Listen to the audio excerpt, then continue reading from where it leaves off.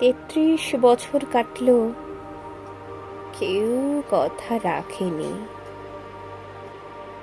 ছেলেবেলায় এক বষ্টমী তার আগমনী গান হঠাৎ থামিয়ে বলেছিল, শুক্লা দ্বাদশীর দিন অন্তরাটুকু শুনিয়ে যাবে। তারপর কত চন্দ্রভুক অমাবস্যা এসে চলে গেল, সেই বষ্টমী আর এলো না। 25 বছর প্রতীক্ষায় আছি।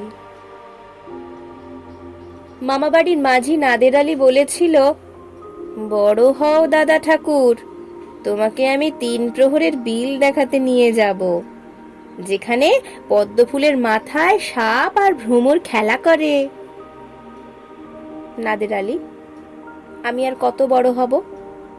আমার মাথা এই ঘরের ছাদ ফুঁড়ে আকাশ স্পর্শ করলে তারপর তুমি আমায় 3 প্রহরের বিল দেখাবে?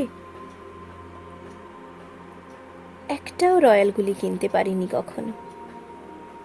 লাঠি লজেন্স দেখিয়ে চুষেছে লস্কর বাড়ির ছেলেরা।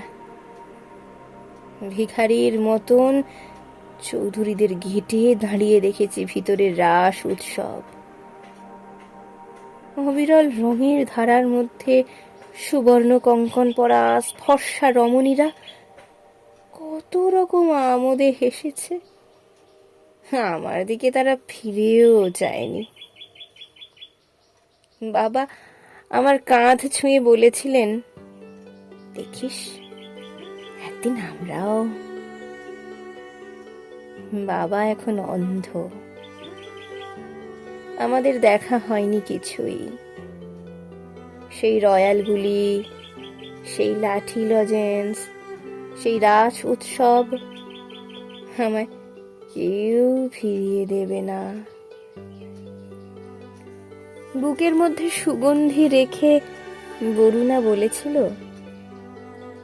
যেদিন আমায় সত্যিকারের ভালোবাসবে, সেদিন আমার বুকেও এরকম আতরের গন্ধ হবে। ভালোবাসার জন্য আমি হাতের মুঠোয় প্রাণ নিয়েছি, দুরন্ত ষাঁড়ের চোখে বেঁধেছি লাল কাপড়। বিশ্ব সংসার তন্ন করে খুঁজে এনেছি 108টা নীল পদ্ম। তবু কথা রাখেনি বরুণা। এখনো তার বুকে শুধু মাংসের গন্ধ। এখনো সে যে কোনো নারী। কেউ কথা রাখেনি।